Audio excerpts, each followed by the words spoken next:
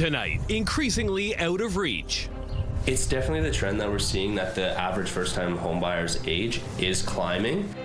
Why young people are having a harder time than their parents and grandparents breaking into the housing market, and what a new report says about the disparity. Also tonight. Was as surprised as anybody else in town. Never a word about it. What happens next for Winnipeg Beach after the community loses its elected representatives and the province appoints an administrator in their stead? Plus, no longer up in the air. I kept staring at that water tower, and I was like, what am I going to do with this thing? What's in store for a St. Boniface landmark as a new housing development gets underway?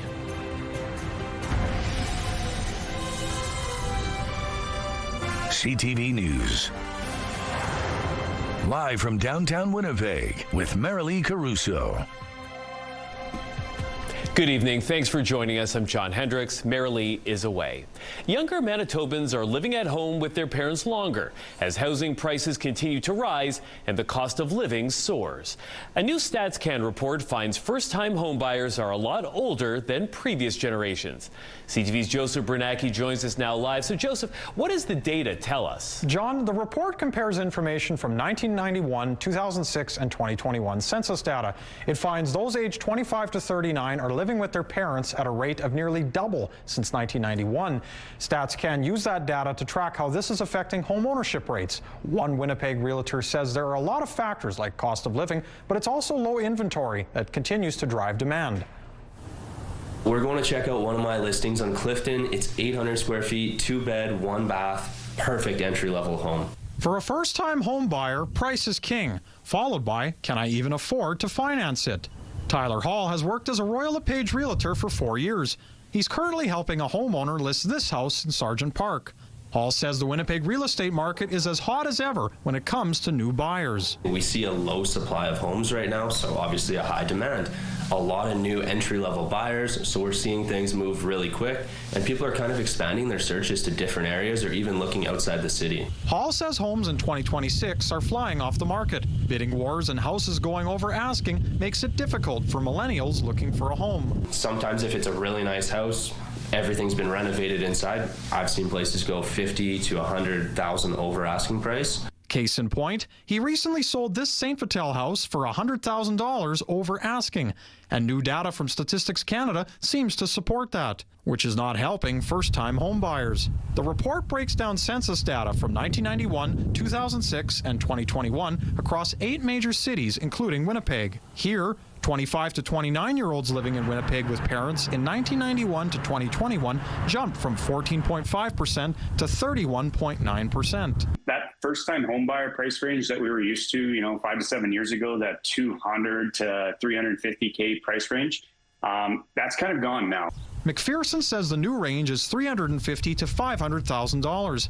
At those prices, new buyers have a hard time getting financing unless family members step in and help with the down payment. People might see the list price at $350,000 and think, hey, well, I can afford that. My pre-approval's good to $350,000 or $375,000. But then they're seeing it go for $400,000 or $425,000. So they're putting in offers and then just getting blown out of the water. McPherson says many of his clients are waiting longer to buy, hoping that the market will cool down. He also says baby boomers are hanging on to homes longer, and that continues to affect supply. So, Joseph, did the data from Statistics Canada offer any more information as to how Winnipeg compares to, the rest of Canada? Surprisingly, John, yes. Only Vancouver and Toronto were higher than Winnipeg when it comes to millennials living with their parents. All right. Thanks, Joseph. A cyclist is recovering after being struck by a vehicle in the Transcona area early this morning. Police say the crash at Dugald Road and Ravenhurst Street happened around 5:30. Traffic on Dugald was down to only one lane, and several police cruisers were on scene, while a pickup truck could be seen parked on the shoulder of the road. The man on the bicycle was taken to hospital in critical condition, but has since been upgraded to stable. The driver remained at the scene and spoke with officers. The crash is under investigation. 3 people were taken to hospital following a multi-vehicle crash near Winnipeg's Jefferson neighborhood this morning. It happened at the corner of Inkster Boulevard and Arlington Street. A tanker truck could be seen in the front yard of a home surrounded by police tape, along with a severely damaged white service van. A black van was also in the middle of the street with significant damage. Police say the 3 people taken to hospital have been upgraded to stable condition. The traffic unit is now investigating. The province is appointing an administrator to run the town of Winnipeg Beach. The town's council no longer has enough members to function following an abrupt resignation last week. As CTV's Jeff Keel shows you now, this isn't the only council member to step down. There are questions in and around this lakeside community as to why the town council is being dissolved. I think there's just a lot of confusion. The province confirms it is appointing an administrator to help run Winnipeg Beach because there is no longer enough members to form quorum on council. Once the administrator is in place, all council members are deemed to have resigned. The trigger for all of this? On April 30th, Councillor Doug Jarvis quit suddenly. Stan Potton, mayor at the time, says this caught him off guard. I was as surprised as anybody else. It was never brought up for discussion. We never talked about anything. No warning, no nothing. He was done. Because of another resignation last year and the death of another councillor in December, Jarvis's departure left council with only 2 members, not enough to keep going. We were going forward very, very well. This stopped some of that. Potton became mayor of Winnipeg Beach after another controversial exit. In 2024, then Mayor Pam Jackson stepped down after she was denied leave for medical reasons. So after much consideration and with very deep sadness, I hereby submit my resignation as your mayor. The town will have a new mayor and council in place in the summer, as Election Day is in late July. Potton says he is running to be mayor again. I ran an easy council. No fighting, no arguing. Everybody do their job, vote the way you want. CTV News reached out to Doug Jarvis for comment. We have not yet heard back. Jeff Keel, CTV News, Winnipeg Beach. CTV weather specialist Colleen Brady joins us now with a first look at your Skywatch evening forecast. And Colleen, I'm hoping that there may be a light at the end of the tunnel when it comes to these cold temperatures. Well, yes. First of all, the light with respect to the sunshine, that's already in progress, courtesy of an incoming ridge of high pressure that brought sunshine, as you can see, to the west. We finally got some sunshine happening here in the southeast after, yes, more snow this morning. Things will be brightening up tomorrow, not just the skies. The temperatures will be warming up as well. I can't wait to tell you all about that. But for now, let's take a look through the Bathfitter Live Eye. It is brought to you by Bathfitter, exclusive home of the PermaFit solution. In Winnipeg right now, under that blue sky, it's 7 degrees, winds from the north at 29 kilometers an hour. The pressure's falling and the humidity right now, John, is 33%. Thanks, Colleen. A 33-year-old man is facing several charges after a worker at a cannabis store in Winnipeg was sexually assaulted. It happened at Smoke City Cannabis at the corner of Isabel Street and William Avenue yesterday evening. That's about 5 blocks east of Health Sciences Center. Police say the suspect waited for a customer to leave before locking the door from the inside and going behind the counter where the 24-year-old victim was sexually assaulted. She managed to push him away and run from the store while the suspect fled with some cannabis products before police arrived. A suspect was arrested around 1 o'clock this morning. He's charged with sexual assault, forcible confinement, and theft under $5,000. Now, this all comes just months after a survey by the United Food and Commercial Workers Local 832 found only 8% of cannabis store workers felt safe at work at all times. It prompted the union to call on the province for new safety measures, including a ban on working alone, controlled entries, removing window coverings, and mandated closing times. The owner of a now demolished hotel on Main Street is suing the city after the building went up in flames in January. According to court documents, the owner of the Manwin Hotel is accusing the city of failing to board up the building properly and conduct a walk-through inspection after ordering it to be shut down and evicting the tenants a year earlier. It further claims the city should not have allowed the Main Street project to operate in the adjoining building, and that doing so allowed activities that harmed its business. They're asking for $15 million in damages, along with unspecified costs and interest. A spokesperson says the city will not be commenting while the matter is before the courts. The NDP government is expected to table its budget bill tomorrow. The Manitoba Progressive Conservatives say they'll bring it to a vote this spring if the NDP agree to one of their changes. We are saying we will bring this to a vote this spring. But we want, and Manitobans want, real affordability measures in this BITSA. The Tories say they'll only help speed the bill through if it includes an income tax cut. They're seeking an increase in the basic personal amount from just under $16,000 to $21,000 this year. They say that would save the average two-income household $1,000, around 10 times more than the NDP government's food tax cut. By holding it back, we are essentially saying to the government that your budget is not good enough for what the measures and the affordability needs of Manitobans are right now. When asked if the government would consider the Conservatives' proposed increase to the basic personal income tax amount, Finance Minister Adrian Salas said the Canoe government has already raised it once and is now focused on other affordability savings. Our focus is going to be to reduce costs for Manitobans, and we're going to stick here all summer if we need to, and longer, to pass that BITSA bill. The Tories say the NDP could implement the removal of PST on all grocery and corner store foods without passing the BITSA. Sala disagrees, saying government counsel has told them that's not the case. An iconic water tower in St. Boniface won't be moving far when a new housing development starts taking shape. CTV's Daniel Halmerson explains. This 90-foot water tower is arguably one of the city's can't-miss landmarks. After all, it stood here in St. Boniface for the past 113 years. It was the largest meatpacking facility in the British Empire. And so that water tower was primarily for fire protection. Union Stockyards opened in 1913 with enough room for 450 rail cars of livestock, namely cattle and sheep. The yard closed in 1988, and the land will soon be home to the aptly named Water Tower District. The next 12 months, you'll start to see buildings starting to come out of the ground. This year, they've got a few groups ready to start construction at the end of this year. And by next year, you'll probably have about 700 multifamily units start up. Development plans include housing, retail, restaurants, and parks. But for a time, the water tower itself's future was up in the air. I'm staring at that water tower, and I was like, what am I going to do with this thing? So where am I going to put it? A new city report says the tower will be dismantled and relocated.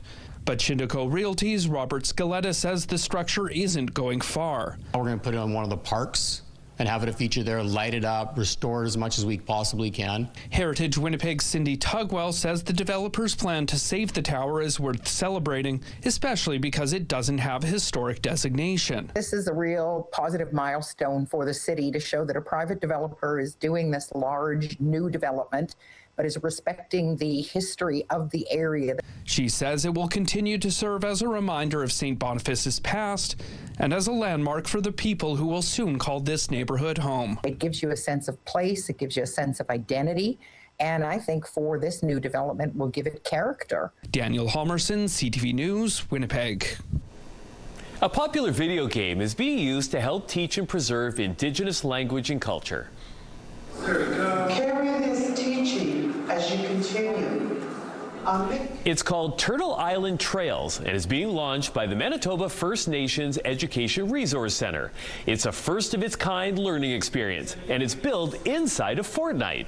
The game starts inside of a village, where an elder tells the main character that they need to defeat the presence of a Wendigo, a folklore spirit. Players learn more vocabulary and teachings as the game progresses, and English slowly gets replaced. So as each challenge progresses, they learn more and more vocabulary, and then it starts to be pulled away. Like there's less English in the end and there's more Anishinaabe, and they learn it through context, through doing. They hear it through audio, they read it, they can also use a dictionary to reflect on if they forget the word, and then they have to act on that language by doing the challenge, and that's where the educational value is. The game is designed for students from grades 5 to 12. Once it's published, it'll be available free to anyone to play. The organization hopes to have the game available in all First Nation schools in the province by September. Well, still to come tonight, a far-reaching violation of privacy laws. OpenAI scraped vast amounts of personal information from publicly accessible websites. A years-long investigation into the creators of ChatGPT finds the company was overly broad in its collection of Canadians' personal information in training its AI models. We'll take a deeper dive into the findings when we return. Taking a look at the markets now, crude oil lost over $7. The loonie closed down 73.39 cents U.S. Gold futures added $125. The TSX gained 414 points. The Dow Jones jumped 612, and the Nasdaq was up 512 points. An investigation into ChatGPT, the popular AI assistant that many people are using, found that the company that created it violated privacy laws across the country. CTV's Judy Trin has more on the damning indictment from Canada's information and privacy watchdogs. After an investigation that took 3 years, privacy commissioners from the federal government, BC, Alberta, and Quebec found that OpenAI violated privacy laws across the country as it developed its ChatGPT technology. Our joint investigation highlights the importance of prioritizing privacy in the development, deployment, and ongoing evolution of artificial intelligence. The joint investigation looked at ChatGPT's 3.5 and 4.0 models and found a lack of accountability. The models over-collected personal information. Users weren't asked for consent, false information was found in searches, and users couldn't correct the info. To initially train ChatGPT, OpenAI scraped vast amounts of personal information from publicly accessible websites. This was widespread and indiscriminate. Concerns about the lack of safeguards around ChatGPT have made headlines following the Tumbler Ridge mass shooting that showed OpenAI didn't flag troubling interactions to police. The company is facing several class action lawsuits in Canada and the U.S., but government regulation is lagging. Canada's privacy laws were developed more than 20 years ago. We have also called on our government to regulate AI uses. The kind of regulation would require companies like OpenAI to evaluate the risks of this technology and to mitigate those risks before launch. OpenAI was collecting sensitive information, such as health data and political views. The privacy watchdog says the company did fix some of those issues in later versions of its ChatGPT. The federal government is in the process of drafting new AI legislation, but for now, it's relying on private companies to police themselves. Judy Trin, CTV News, Ottawa. Automaker Honda has reportedly suspended plans to build an electric vehicle plant in Ontario.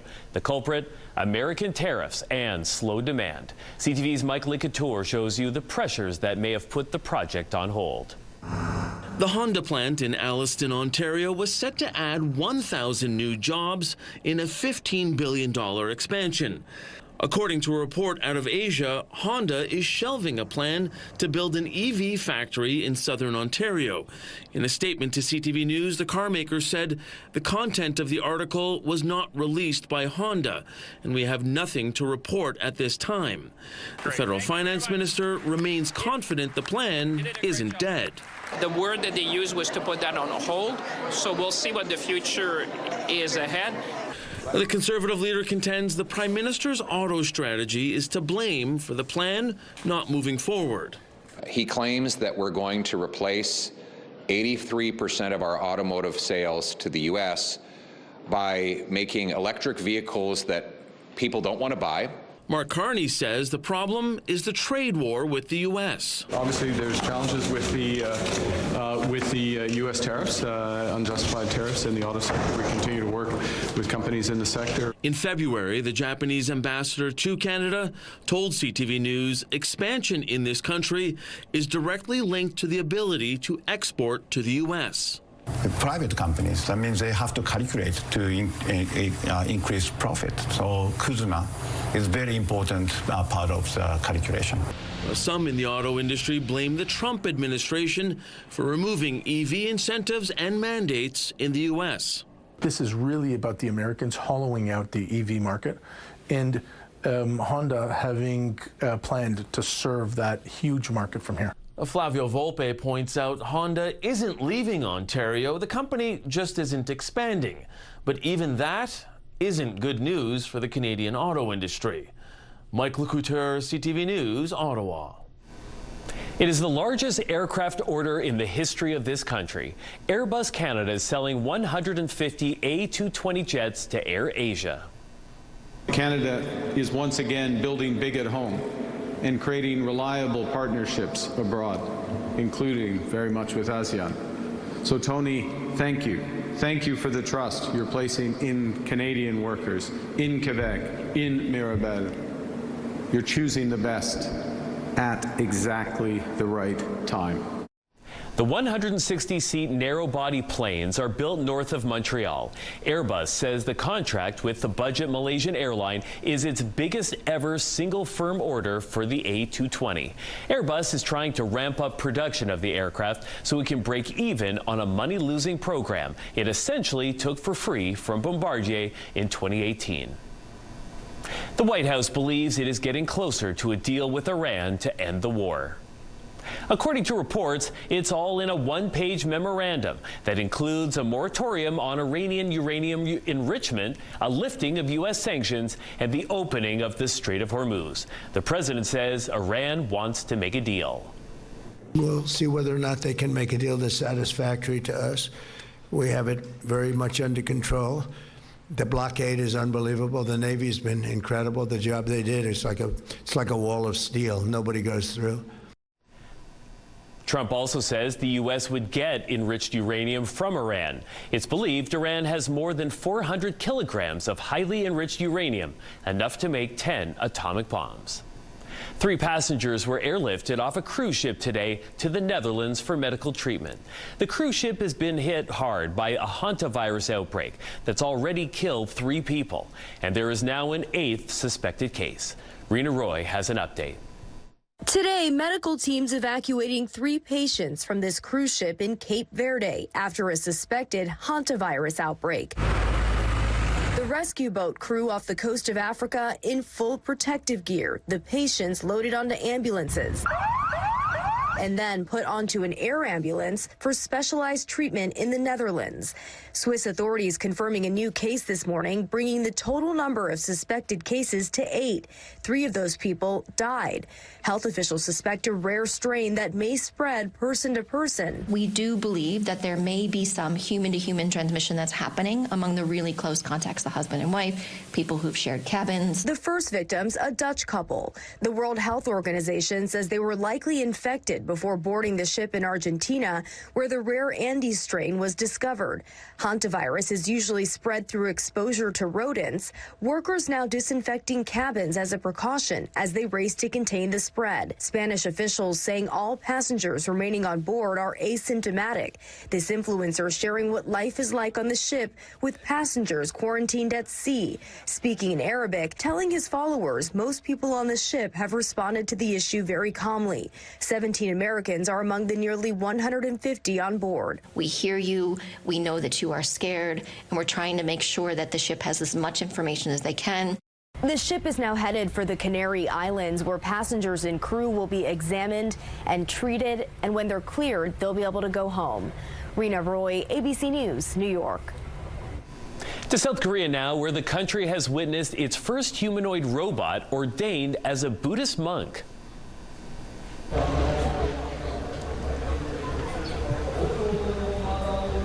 The 130-centimeter tall robot named Gabby attended an ordination ceremony at a temple in Seoul. It wore traditional robes, promising to the monks there that it will commit itself to Buddhism. Before joining their ranks, Gabby replied when asked to repeat a phrase that included, "Yes, I will devote myself." The ceremony took place ahead of birthday celebrations for Buddha on May 24th. It happens fast, and they're in and out. You know, they'll do it right here. Crimes of desperation. Coming up, we look at the rising trend of gas being stolen right out of the tank across rural Manitoba and beyond. And they'll stick a pipe in with a transfer pump. Well, all things considered, not a bad long-range forecast. Friday, 15 degrees under a mix of sun and cloud, and we'll see more or less a mix of sun and cloud throughout the period. Saturday, 10 degrees, so yeah, unseasonably cool, but hey, at this point, at least it's still double digits, and at least the sun is still shining, as it will on Sunday for Mother's Day, up to 12 degrees. Then we get closer to normal temperatures for this time of year. Monday, Tuesday, still a mix of sun and cloud both days, with highs right around 17, 18 degrees. Have a news tip? When you see news happening, let CTV News Winnipeg know. Text your tips, pictures, and videos to 10400. That's 10400. Message and data rates may apply. These are desperate times, and desperate times sometimes create desperate acts, prompting some to steal or siphon gas. CTV's Alex Karpa has that story for us. Some are turning to unconventional methods to get their hands on fuel, a desperation move with gas prices soaring. You know, they'll do it right here. X marks the spot where people drill into fuel tanks with the intention of stealing gas directly from vehicles. So they'll take a hole saw, they'll drill it in, and they'll stick a pipe in with a transfer pump, and it's done in minutes. Mechanics have noticed a recent uptick in vehicles coming into their shop with gas tank damage, repairing a couple of cars a month. It's pretty simple, but it's costly. I mean, we have to take the tank out, which on a lot of vehicles is 2 to 3 hours of labor, and then we have to bring it to a special place where they weld them, and then we put them back in. And the theft is leaving individuals and businesses out hundreds of dollars. So this is one of the trucks that was damaged. Juliana Bartel says 2 of the trucks at her business were recently targeted. We came to work in the morning and tried to fire up a truck, and it was making some weird sounds, so the guys went underneath the vehicle because we assumed our gas tank was drilled. And that's exactly what had happened. Siphoning gas is the more traditional way to steal gas from a vehicle, but drilling a hole into the pump directly is a faster method. It's just such a huge inconvenience. RCMP say this type of theft is relatively common, especially in rural communities. Their advice, keep your car in a well-lit area and have cameras installed on your property. Similar incidents are also being reported elsewhere. Earlier this year, a suspect in BC's interior drilled into a gas tank and stole fuel from a pickup truck. Thefts like this are also being reported south of the border. It happens fast, and they're in and out. As gas prices continue to rise, Jansen says he believes this theft could become a bigger issue. Alex Karpa, CTV News in Bloom North, Manitoba.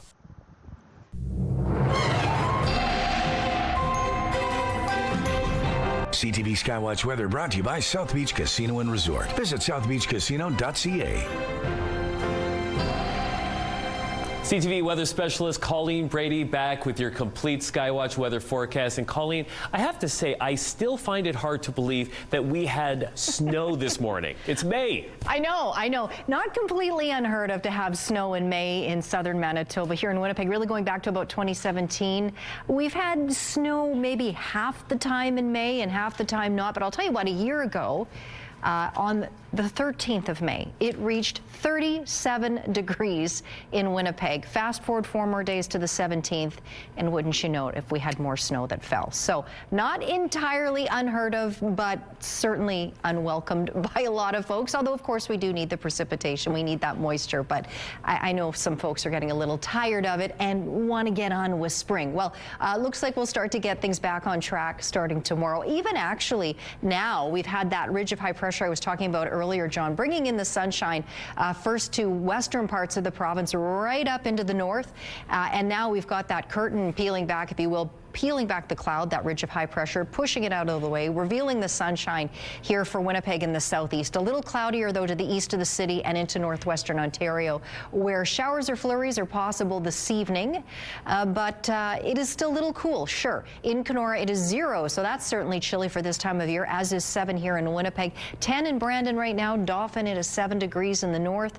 A little cooler there, just 1 degree both in Thompson and in Lynn Lake over in Churchill. It's -3 degrees, and it's really more in the northeast and central regions of the north where you'll see a little bit of intermittent light snow tonight. Much clearer under the influence of that ridge for areas closer to the Saskatchewan border. You can see there Lynn Lake down through places like Flin Flon and the Paw. But over the next few days, there will likely be some intermittent light snow across the north, but just not tonight if you are in the northwest, nor if you're in the southwest. Clear tonight, and we'll see skies clearing throughout the next few hours here in Winnipeg and the Red River Valley. It'll take a little longer for that to happen into northwestern Ontario, but you'll start to get that going in the overnight hours closer to Kenora there. We get into Saturday, we brighten up across much of Manitoba, with the exception being this area here up in the northeast, but we will warm up too. Not back up to normal temperatures for this time of year, but hey, we'll crack double digits. We will take that here in the south after the last few weeks, to be sure. We get into the afternoon ahead, still sunny, still conditions nice and mild. Overall winds won't be too strong either, so we will look forward to that as well. We get into Friday, still overall pretty benign weather conditions, but again, that persistent intermittent light snow continuing across parts of the north into Friday evening. So for this evening for Winnipeg, we drop it down, well, in the overnight hours down to -3, but along the way, partly cloudy, winds out of the northwest at 20 for the next couple of hours, then they ease up. 0 for the commute, a mix of sun and cloud, light southwest winds on the way to a high of 12. The winds will shift in the afternoon. They'll come out of the northwest at about 20 kilometers an hour. Light snow tonight expected in Churchill and in Island Lake. Thompson down to -11. Cloudy there. You'll clear out overnight, paving the way for sunshine and a high of 4 degrees there tomorrow. Some light snow for Gillam and Churchill. Clear tonight for areas closer to the Saskatchewan border in the northwest. Sunshine tomorrow with highs between 5 and 9 degrees in the southwest tonight. Clearing. Brandon down to -4. Dauphin -3. Mix of sun and cloud around the region tomorrow. Highs of 12 and 13 degrees. Winnipeg in the southeast. Partly cloudy. Overnight lows between -3 and -5. Sunshine or a mix of sun and cloud tomorrow. Highs in the 10 to 12 degree range for most of us. And in northwestern Ontario, yeah, rain showers or flurries tonight. We drop down to -4 there, and then tomorrow, best chance of more light snow as possible, or flurries for dry and otherwise sunshine in Kenora and Fort Frances. Our first weather photo is incredible. Here's another look at that ice piling up on Lake Winnipeg, this time up against the pier at Victoria Beach. That photo is from Dawn. And this photo is from Cindy. All the pelicans have arrived at Pelican Lake. Send us your weather photos by email to winnipegweather@ctv.ca. Thanks, Colleen. Television pioneer Ted Turner has died. Perhaps best known for creating CNN, the first 24-hour news channel, he was also a well-known entrepreneur and philanthropist. Turner died today at the age of 87. NBC's Chris Clackham has a look back at his life and career. You bet your bippy. Media mogul Ted Turner had his own way to describe his life. An adventure. I think I've led an adventurer's life, and that's really what I wanted to do. And that he did. Born Robert Edward Turner III in 1938, he revolutionized television by creating CNN and became a brash billionaire who lived a life taking risk, most of which paid off. My father's advice to me was, do not set goals that are achievable during your lifetime. Set goals that are too high to achieve. After dropping out of Brown University, Turner followed his father into the billboard advertising business, taking over the company after his father's suicide. Soon he expanded into television and radio, purchasing a small independent TV station in Atlanta that aired old movies and syndicated programs, then using satellite to beam a signal to cable systems and audiences nationwide. For the next hour, I hope you'll join me. He called it the TBS Superstation. It also broadcast games of sports teams he had later purchased: the Atlanta Braves, Atlanta Hawks, and the NHL Thrashers. And to demonstrate his own sporting ability, he won the America's Cup, earning the nickname Captain Courageous. But Turner's greatest innovation came in 1980, when he launched the Cable News Network, bringing 24-hour news to millions of viewers worldwide. By the mid-90s, Turner merged his empire with Time Warner, a $7.5 billion deal that made him a billionaire as well as board chairman, which he gave up a few years later. By 2001, he had given up on his 10-year marriage to actress Jane Fonda. I love this world of ours. But a passionate environmentalist and philanthropist, Ted Turner also gave back, once donating $1 billion to the UN for humanitarian efforts worldwide. Chris Clackham, NBC News. Repeated trauma, even if it's very mild trauma, can have cumulative effects that are untoward. Up next, what doctors and parents say Canada needs to do to protect kids so they can play sports safely.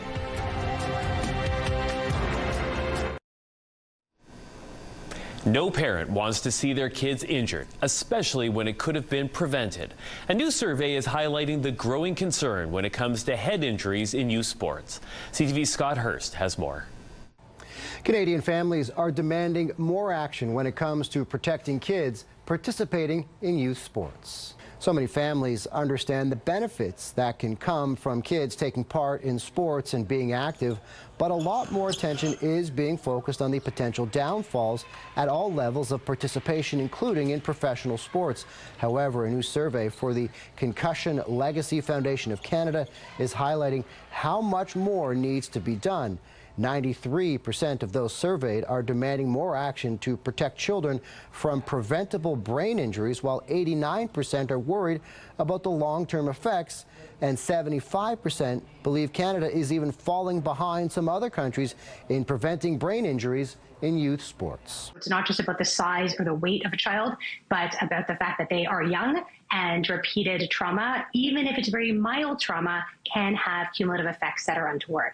The Concussion Legacy Foundation is calling on governments, national sport organizations, and leagues to act now by implementing age-appropriate restrictions on repetitive head impacts, including heading in youth soccer, and establishing mandatory national standards for brain injury prevention and management. Bottom line, researchers say inaction is no longer acceptable, and they hope the increased attention, particularly right now around soccer, with Canada co-hosting the World Cup, can get more people on board with the calls to action.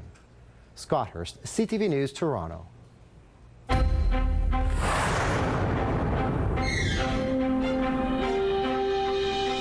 Ontario is lowering its cancer screening age as the disease is being found more frequently in younger Canadians.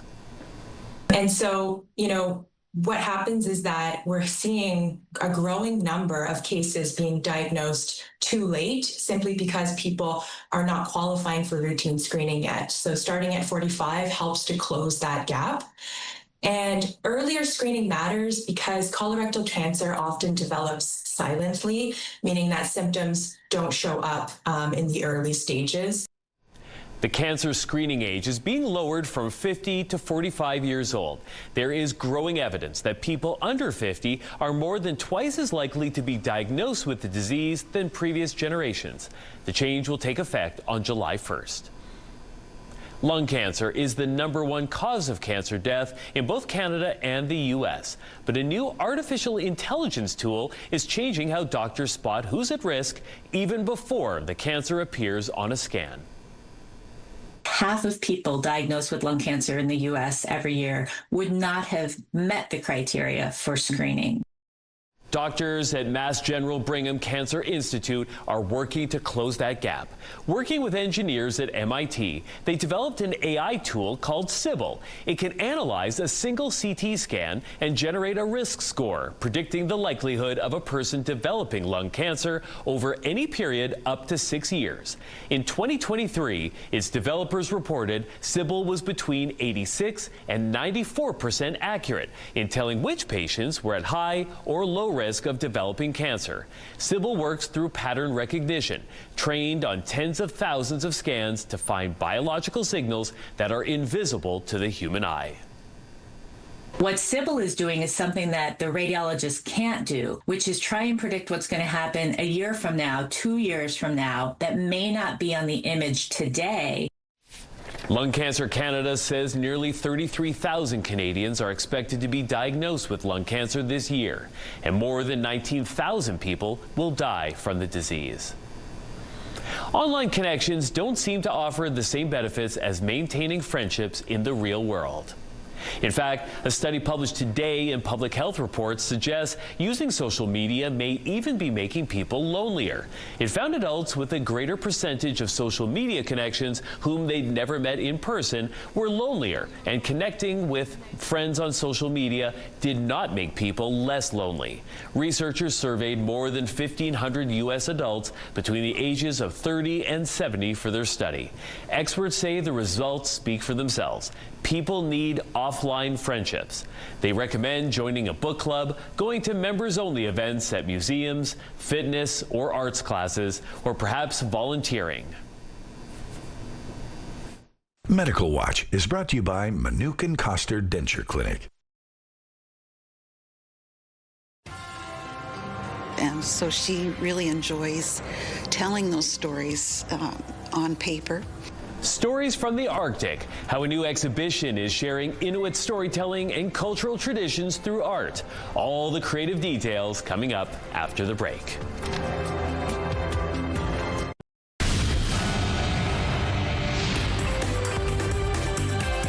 Spotlight, sponsored by the Casinos of Winnipeg, presenting Las Vegas headliner Terry Fader. A new exhibition opening at Waghamayurk tonight features the work of an acclaimed Inuk artist. It includes nearly 60 artworks from the titled graphics artist. TV's art explores Inuit storytelling and cultural traditions with images that include creation stories, animal fables, and those if the spirits that inhabit the shamanic belief system. And so she really enjoys telling those stories on paper. But she's also interested in everyday life, her experiences, and putting those in the context of her culture. The artwork is from the Chilakas Dental Group's Inuit Art in Practice collection, which serves as a model for the integration of art within healthcare settings. The exhibition opens tonight at 7 during the free WAG Wednesday nights event and will run through the winter. An all-new Sesame Street live show is coming to Winnipeg, and it stars a beloved character. It's called Elmo's Got the Moves. It's an interactive show which blends music, movement, and storytelling together, all with the help of your favorite Sesame Street characters. The doubleheader kicks off at the Burton Cummings Theatre on December 5th at 2 p.m. The second show follows at 6 p.m. Tickets go on sale this Friday at 10 a.m. through Ticketmaster. Friends memorabilia and other valuables from the estate of Matthew Perry are being put up for auction. It includes multiple scripts from the hit show, including scripts from the first and last episode signed by the cast. Other items include a photo album titled The One with the Last Supper, a 1995 Screen Actors Guild Award, and pieces of art by anonymous street artist Banksy. The sale by Heritage Auctions gets underway June 5th. It will benefit the Matthew Perry Foundation, which works to destigmatize addiction and aid in recovery from substance abuse. And speaking of Friends, on this day in 2004, the final episode aired on NBC. After 10 seasons, the final episode, named The Last One, said goodbye to its characters, Rachel, Monica, Chandler, Joey, Phoebe, and Ross. More than 52 million people tuned in to watch the finale, making it the 5th most watched series finale in U.S. history. Your Wednesday primetime lineup starts at 7 with the final night of auditions on MasterChef and The Floor. That comes next at 8. It's all right here tonight on CTV. I've just seen how quickly and easily your health can be ripped away from you. Pumping the pedals for a good cause. We catch up with a Beausejour woman who's now more than a week into a cross-Canada bicycle journey. Why she's doing it, still ahead.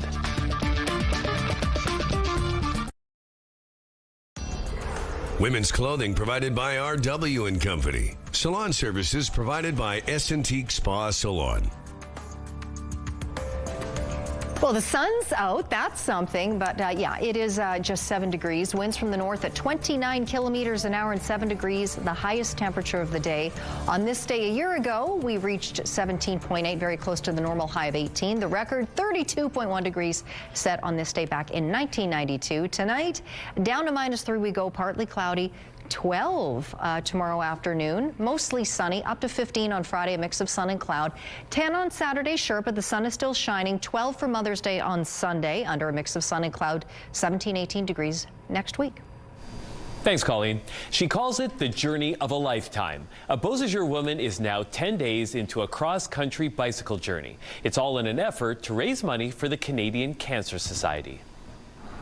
The whole concept behind this bike ride is what a privilege it is to have a healthy, able body to do so. I've just seen how quickly and easily your health can be ripped away from you, and I'm kind of doing it for those that can't.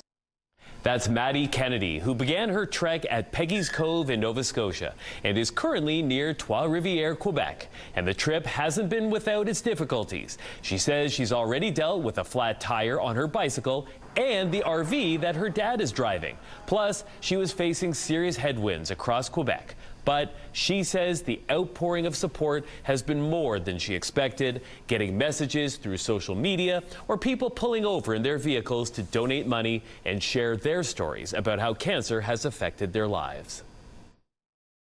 My mom was diagnosed with breast cancer back in 2021, and I've just had some people around me, that have got diagnosed with cancer, and the amount of stories that have come in of people that have been affected.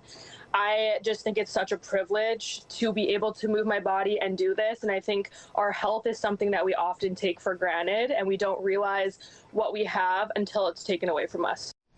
Kennedy expects to be passing through Manitoba in a little over 2 weeks. She's planning on being in her hometown of Beausejour on May 23rd for a charity event and in Winnipeg the following day. So far, she's raised more than $20,000, all the way towards her goal of $1 million. That is amazing. Yeah. I could never hope to do that. What a remarkable accomplishment. And yeah. Congratulations. All right. Absolutely. We will be back again at 11:30. Hope you can join us then.